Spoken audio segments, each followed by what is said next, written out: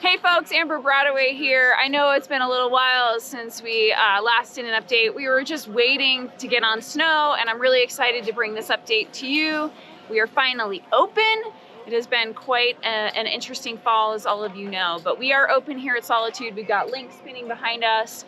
Really excited to be able to offer this. A lot of people here on holiday in Utah. And while this may not seem like the most amazing terrain to locals, it's just fun for people to get out, to swoosh around and get their wiggles out. I have today with me Scott Cherry, our VP of Resort Operations, and I wanted him to share a little bit about what the team has been doing to get ready to get open, some of the challenges we've been facing with weather, and then also to give some insights on some of the upgrades we did this summer. A lot of you know we did a massive construction project and how that's changed things. So Scott, can you share with our guests a little bit about that?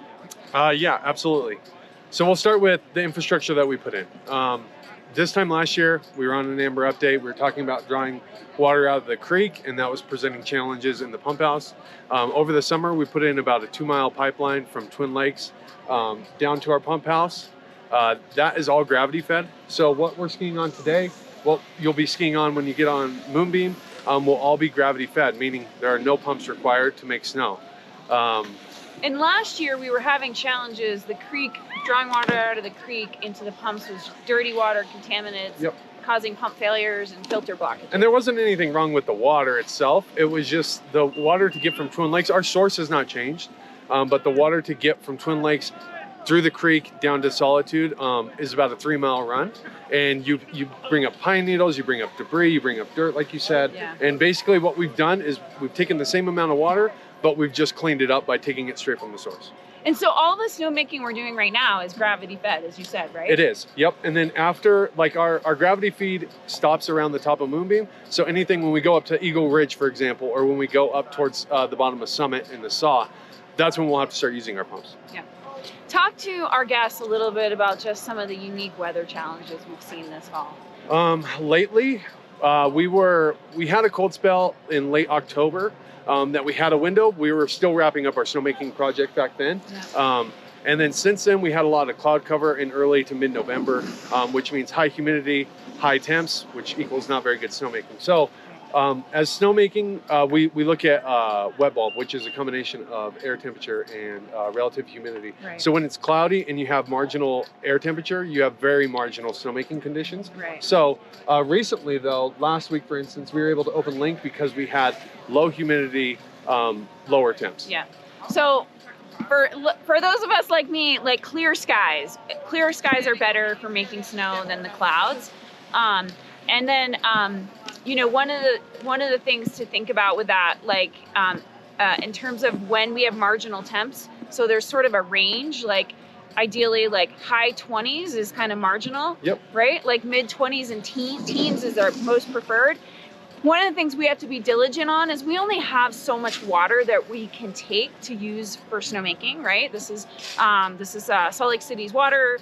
And so we do have to be pretty diligent. If the temperatures are marginal, it may not be worth us trying to risk using X amount of water if we're not going to get the best product that we want. Especially when we see colder temps are on the horizon. Like, for instance, in the near future, we're going to drop really cold. So we didn't want to make snow. Like, you think 32 degrees, you should be making snow. But when you factor in relative humidity, like you said, it becomes very marginal. When we see forecasts in the teens, that's when we're going to cradle our water and we're going to save it to where we could actually produce and make changing skiable conditions.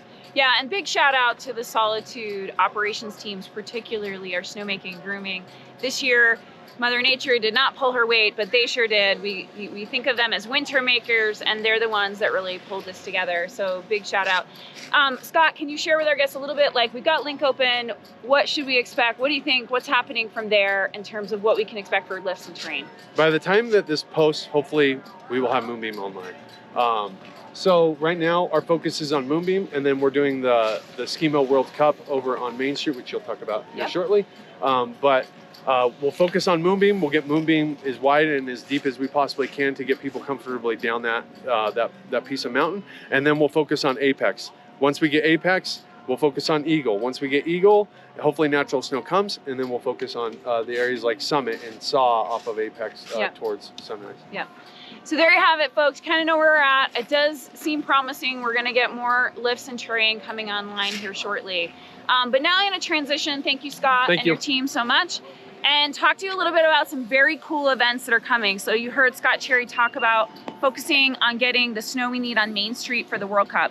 So Solitude is hosting the International Ski Mountaineering Federation. It's the first World Cup of their season here. That is going to be on December 5th, 6th, and 7th. It's a really great event. We're super excited to host this. It's been about 10 years since Solitude has hosted another World Cup. And that's going to take place on the Main Street based out of the Last Chance Lodge area over here. So on Friday the 5th, opening ceremonies. Then on Saturday the 6th is the mixed relay event. And then on Sunday the 7th is the men's and women's sprint. I highly recommend. The U.S. team here is vying, so how some of these athletes qualify in this race is going to determine whether Americans get to go represent in the Olympics in Italy in February. This will be the first year ski mountaineering is going to be in those Olympics, so it's a very exciting time. And as I understand it, there are some Utah athletes that are on the American team. So next weekend, 5th, 6th, and 7th, Ski Mo World Cup, come up, park here in Moonbeam. You can shuttle over, hang out at Last Chance Lodge. It's gonna be an incredible experience. Also next weekend, we have an official Utah Mammoth watch party at our Thirsty Squirrel, which is our bar in the village. This is a 21 and up event. But Solitude was one of the inaugural partners with the Utah Mammoths, and we're excited to host this party. We're gonna have official swag giveaways from both the Mammoth and Solitude, including tickets, and so it should be really fun. So that'll be next Saturday from 5 to 7, I believe, in the Thirsty Squirrel in the village. Again, you can always park at Moonbeam and take the shuttles over.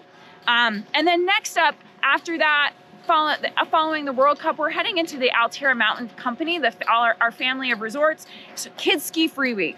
So this is from December 6th through the 12th. Kids 12 and under ski free at Solitude and at other Altera resorts. You can go online and reserve those tickets for $0. And then partnered with that, families, we have tons of great deals on rentals, on ski lessons, on food, and retail. So if it works out for you and it's been a while, come on up, get your kids on snow. This is an awesome time of year to learn.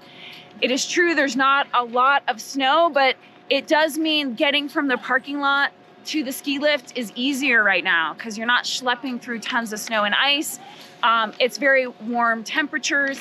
This snow out here, even though it's snowmaking, it's made from man-made, is awesome snow to learn on. So I highly recommend, if it works out for you and your families or friends, come on up here during Kids Ski Free Week and check it out. Okay, really excited to be bringing you this update on snow, and we will see you again in 2 weeks with more terrain opening.